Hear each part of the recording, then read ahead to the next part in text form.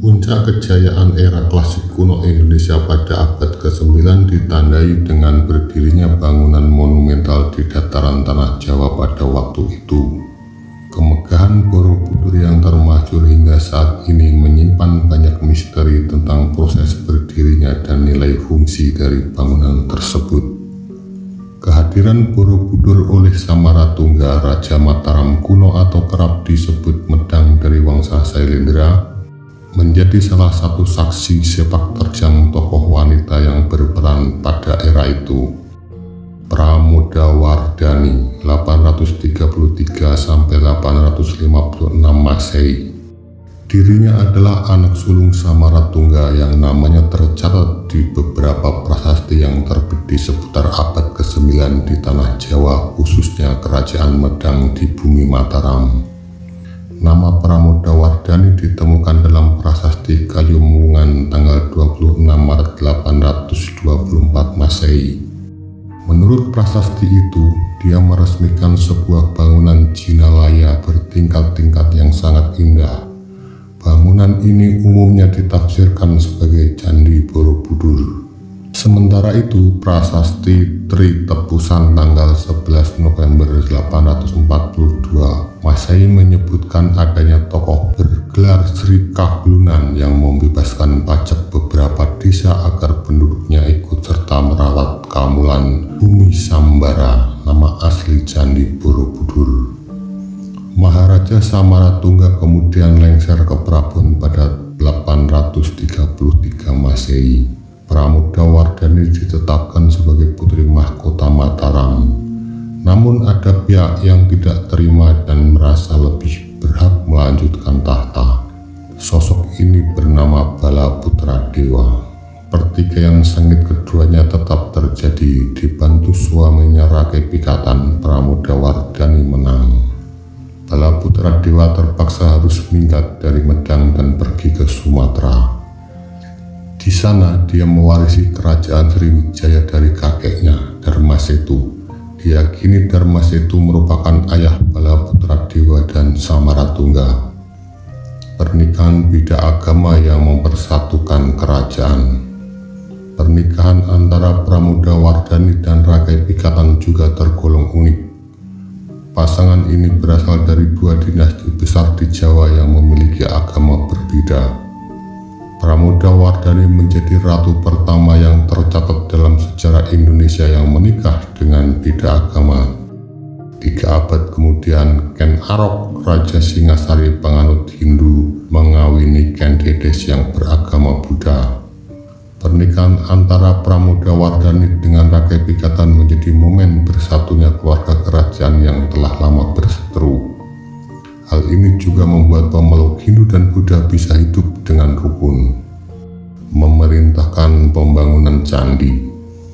Sosok Pramodawardhani memang telah dianggap istimewa oleh masyarakat Mataram. Hal ini terlihat dari prasasti Kayumungan yang memuat puji-pujian istimewa yang ditujukan kepadanya. Dikatakan pada bait 10 yang menggunakan bahasa Sanskerta bahwa Sri Pramodawardhani merupakan seorang putri yang cantik jelita dengan berbagai macam keistimewaan lainnya. Bagian itu berbunyi sebagai berikut. Kecantikannya diperoleh dari bulan purnama, lengannya dari angsa, dan suaranya dari burung kalawingka. Ia yang mulia bernama Pramodawardhani. Keistimewaan Pramodawardhani bukan hanya karena kecantikannya, suaranya yang merdu dan kemolekan tubuhnya, melainkan juga karena jasa-jasanya membangun candi bersama ayahnya Samaratungga. Candi yang dibangunnya itu merupakan candi agama Buddha Jina Mandira yang disebut Wenu Wono atau Srimat Wenu Wono, berarti yang mulia candi hutan bambu. Dalam bahasa Sanskerta, Wenu berarti bambu dan Wana adalah hutan. Sampai sekarang, tepatnya di sebelah barat Muntilan dan relatif tidak jauh dari Candi Mendut, masih terdapat sebuah candi agama Buddha yang disebut Candi Ngawen oleh penduduk setempat. Candi Ngawen ini terkenal dengan arca singa yang menopang setiap sudut bagian kaki candi. Secara etimologi, perkataan Ngawen berasal dari awi, bambu, kemudian mendapat imbuhan an. Dengan demikian hal ini mengingatkan kita kepada Wonowono Mandira, candi hutan bambu yang pernah dibangun oleh Raja Samaratungga bersama putrinya Sri Pramodawardhani. Kemudian sekitar tahun 800 Masehi, Candi Borobudur dibangun oleh Raja Samaratungga. Candi ini dibangun pada tahun 824 Masehi dan selesai pada masa pemerintahan Ratu Pramodawardhani. Saat dirinya telah berkuasa didampingi Rakai Pikatan, toleransi agama di Kerajaan Medang begitu kuat. Dirinya bahkan mengizinkan suaminya membangun candi-candi Hindu di wilayah Medang.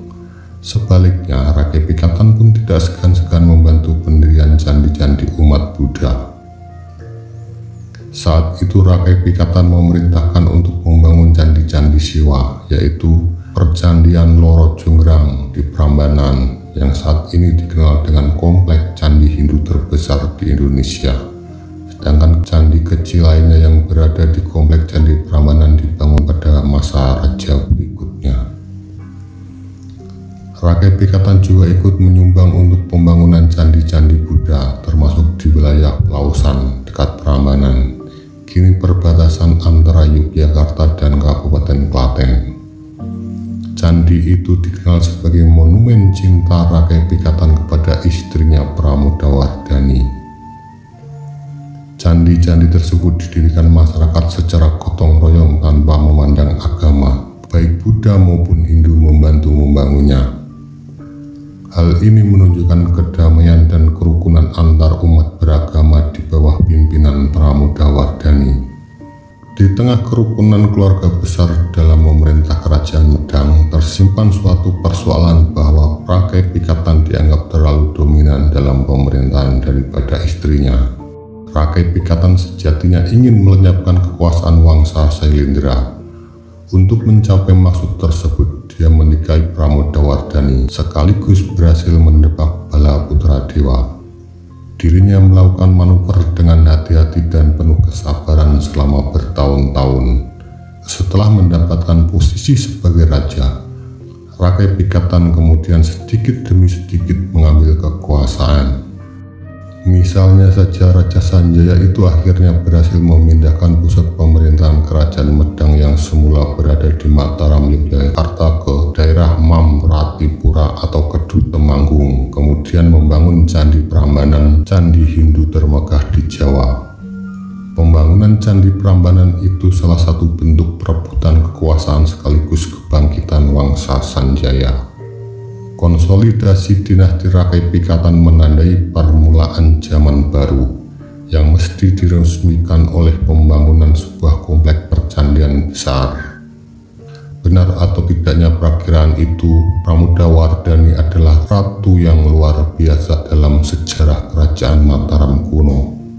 Belum jelas tahun wafatnya Pramodawardhani, namun kekuasaan kemudian beralih pada Rakai Pikatan yang membangkitkan kembali Wangsa Sanjaya. Menurut Prasasti Wantil, Rakai Pikatan turun tahta menjadi Brahmana pada 856 Masehi.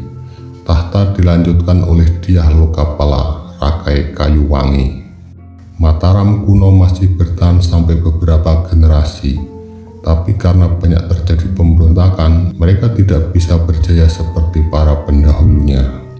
Hingga akhirnya, usai era Rakabawa 924-929 Masehi, keturunan Rakai Pikatan Kerajaan Medang diperintah oleh menantunya, yaitu Empu Sindok.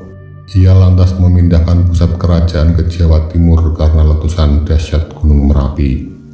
Empu Sindok kemudian mendeklarasikan dinasti baru bernama Isana, sekaligus menutup riwayat Wangsa Sanjaya. Kelak, dari Wangsa Isana ini lahir kerajaan-kerajaan besar di tanah Jawa, mulai dari Kahuripan, Singasari, Kediri, Majapahit, hingga Mataram Islam seperti Demak, Pajang, Mataram Islam di Surakarta, dan Yogyakarta.